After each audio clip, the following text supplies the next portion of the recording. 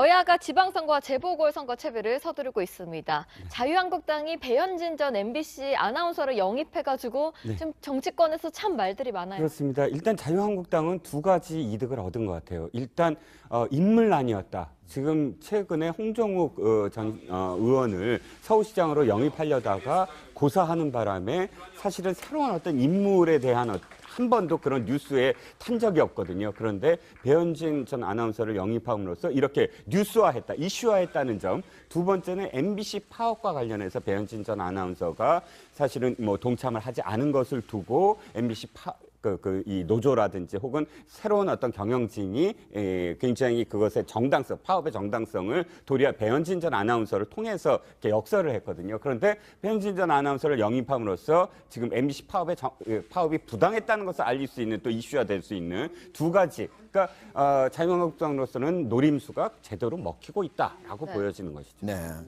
어쨌든 송파을이 올해 지방선거에서 최대 관심 지역이 될 가능성이 있어요. 근데 여기에 방송인 3파전이 뭐 될 가능성이 있다. 이건 어떤 얘기입니까? 그렇습니다. 이른바 송파발 방송 대전이 일어날 가능성이 있다. 이렇게 얘기를 하고 있죠. 네. 말씀하신 것처럼 지금 지상파, 공중파의 MBC 전 그 9시, 8시 그 앵커 출신인 배 전 아나운서, 그리고 또 지금 바른미래당 같은 경우에는 박종진 전 앵커, 그 채널A에서도 쾌도 남말을 그 진행을 했었던 것이고, 그런 두 사람이 사실 나오는 것은 확정됐죠. 왜냐하면은 박종진 앵커 같은 경우에는 이미 그쪽 지역의 당협위원장으로 있기 때문이죠.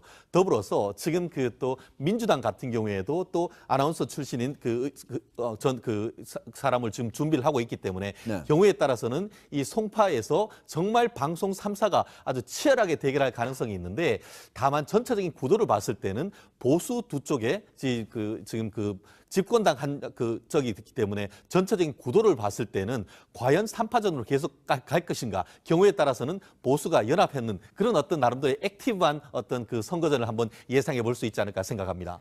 네, 이번 지방선거 핵심이죠. 서울시장도 아주 혼돈을 맞고 있습니다. 오늘 우상호 더불어민주당 의원이 서울시장 출마를 공식 선언했습니다. 먼저 출마 선언 듣고 이야기 나눠보겠습니다. 대한민국의 역사를 바꾼 현장 이곳 광화문에서 서울을 바꾸라는 촛불의 명령을 받들기 위해 서울시장에 출마합니다. 우상호만이 문재인 정부를 지키는 촛불 승리의 중심이 될 수 있다고 저는 주장합니다. 지금 민주당 서울시장 경선이 아주 지금 생각 외로 흘러가고 있거든요. 그렇죠. 기존에 6명이었는데 민병도 의원은 출마를 못하게 됐고, 그렇고요. 정봉주 전 의원도 지금 복당도 불투명한 상황이에요. 그러니까 민주당 후보로서 나올 수 있느냐, 뭐 그것도 지켜봐야 되는데, 이건 두 가지 의미가 있는 것 같습니다. 하나는 서울시장은 서울시장의 어떤 역할만이 아니고 후보는 전체적으로 서울의 전체적인 구청장 선거까지도 사실 리드할 수 있는 인물. 그러니까 하나의 이 선거의 이 벨트에 선두에 설 수 있는 사람을 사실은 선정을 해야 되거든요. 그렇기 때문에 6명 정도의 후보가 나와서 사실 굉장히 화제를 이끌려고 노력을 했다가, 이렇게 지금 말씀하신 두 사람이 아직은 뭐 결정이 안 됐지만 어찌됐든 두 사람이 못 나오게 될 가능성이 크고, 그러다 보니까 전현희 의원이 참 안 나온다고 확정 지었고, 그러면 세 사람밖에 안 남지 않습니까? 그러니까 일단 화제가 좀 반으로 줄어들고, 전체적으로 이번 서울시장에 더불어민주당이 쏟는 어떤 그런 열의와 관심이 좀 줄어드는 느낌, 찬물을 좀 끼얹은 느낌, 그런 느낌입니다. 네. 노무현 전 대통령과 문재인 대통령의 최측근으로 분류되는 이른바 삼철이 문재인 정부 출범이후 처음으로 한자리에 모였습니다. 목소리 한번 들어보시죠. 세 사람이 모이기가 쉽지 않았고요. 또 모이는 것이 적절한 것도 같지 않아서 애써 피하고 있었는데, 특별히 두 분이 함께 자리를 해준 것에 대해서 감사드립니다. 오늘은 삼철 해단식입니다. 앞으로 삼철은 없고 전해철만 있습니다.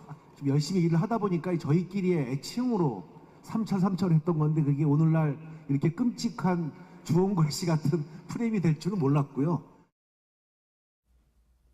이종우 실장님, 삼철 해단식이다.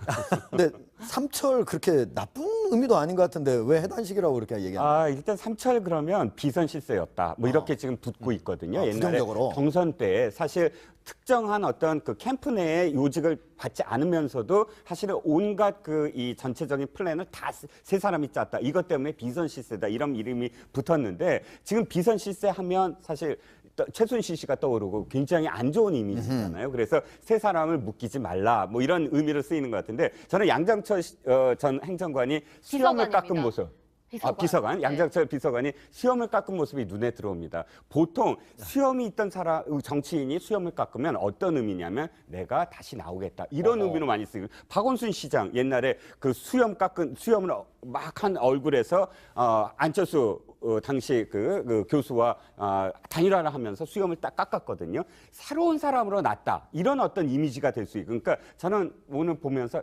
양정철 비서관이 지금 정치에 나오려는 게 아니냐 이런 느낌이 들었어요. 어쨌든 그건 추정입니다. 아, 추정입니다. 이번 주에 출국한다고 하는데요. 뭐. 네. 그런데 정치라는 네. 건 총선까지도 아직 많은 어떤 그럼요. 역할이 남아있지 네. 않습니까? 자, 마지막 주제 보시겠습니다.